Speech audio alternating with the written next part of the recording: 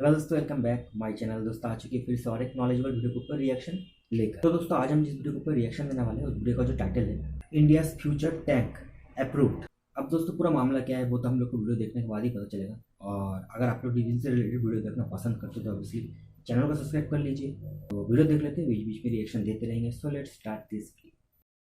Alpha defence Hindi में आपका स्वागत है। आज के इस वीडियो और में हम लोग ओरिजिनल बात वीडियो करने का वाले लिंक हैं मिल जाएगा भारत आप लोग के को इन द फ्यूचर टैंक के डिस्क्रिप्शन। बारे में चलिए और भाई और को सपोर्ट समझने कर की लीजिए। कोशिश करेंगे कि भारत का फ्यूचर टैंक कैसा दिखने वाला है। लेकिन उससे पहले ये समझ लेते हैं कि न्यूज़ क्या है और क्यों आज हम लोग इस टैंक के बारे में बात कर रहे हैं। मिनिस्ट्री ऑफ डिफेंस की तरफ से भारत के फ्यूचर टैंक को लेकर एक्सेप्टेंस ऑफ नेसेसिटी दे दी गई है और इस डॉक्यूमेंट के माध्यम से हम लोगों को पता चल रहा है कि भारत का फ्यूचर टैंक कैसा दिखने वाला है। सबसे पहले तो यहाँ पर यह समझना जरूरी है कि इस टैंक को लेकर एक्सेप्टेंस ऑफ नेसेसिटी दी गई है मेक इन इंडिया की मेक वन कैटेगरी में।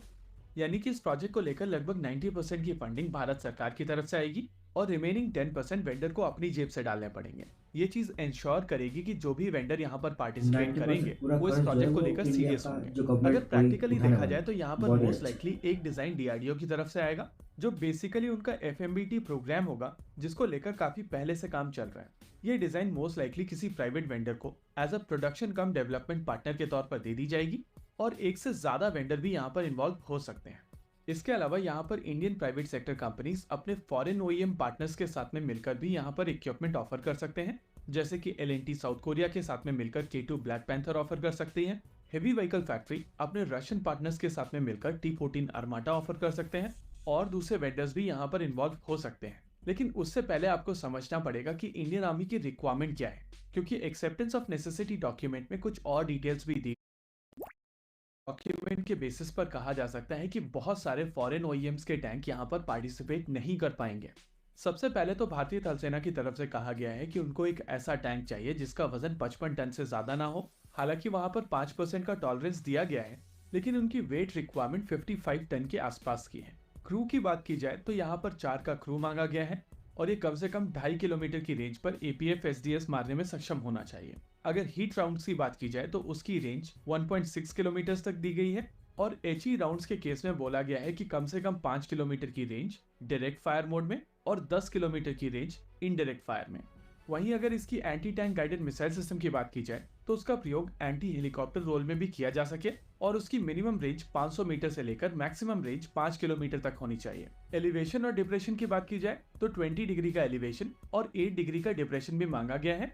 बाकी कॉमन चीजें जैसे कि coaxial gun 7.62 millimetre, anti aircraft gun 12.7 millimetre, fire control system, hunter killer mode, automatic target detection and tracking, battlefield management system और identifying friend and foe मांगे गए हैं। ये चीजें आज की तारीख में हर एक मॉडर्न टैंक में है, लेकिन क्रू और वेट के बारे में हम लोग आगे चलकर बात करेंगे। अगर प्रोटेक्शन की बात की जाए तो सामने के 60 डिग्री के आर्क के ऊपर 800 मिलीमीटर आरएचए का प्रोटेक्शन मांगा गया है। बाकी सभी जगहों पर 600 मिलीमीटर आरएचए का प्रोटेक्शन मांगा गया है। इसके अलावा यहाँ पर एक एक्टिव प्रोटेक्शन सिस्टम की भी डिमांड रखी गई है जो 360 डिग्री का कवरेज दे और टॉप अटैक्स के अगेंस्ट भी इफेक्टिव हो।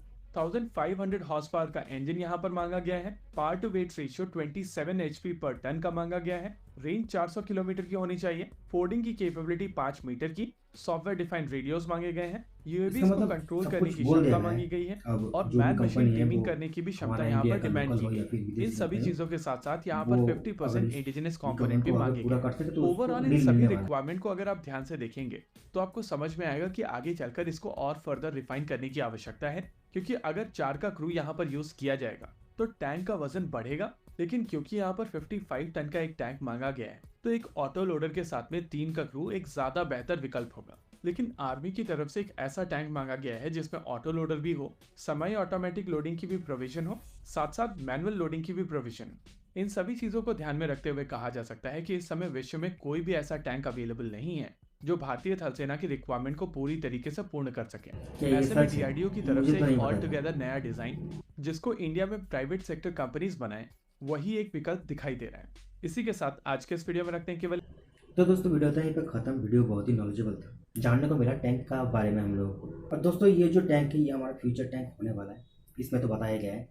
और ये जो टैंक है इसमें जो जो भी फीचर चाहिए, जो भी कंपनी इस फीचर को कंप्लीट कर देगा, आई होप उसी को टेंडर मिलने वाला है। सबसे अच्छा बात पता है क्या है, ये जो टैंक होने वाला है ये पूरा मेड इन इंडिया होने वाला है। अब देखते हैं दोस्तों कौन सा कंपनी इस टेंडर को जीतता है और इस टैंक को बनाता है और कब तक ये टैंक बनकर रेडी होता है। दोस्तों इसके बाद इस टैंक के ऊपर अगर कोई भी अपडेट आएगा तो मैं उसके ऊपर रिएक्शन वीडियो लेकर आ जाऊंगा। दोस्तों ओवरऑल वीडियो मुझे बहुत ही अच्छा लगा, आप लोगों को कैसा लगा वो आप लोग कमेंट में जाके बता सकते हो।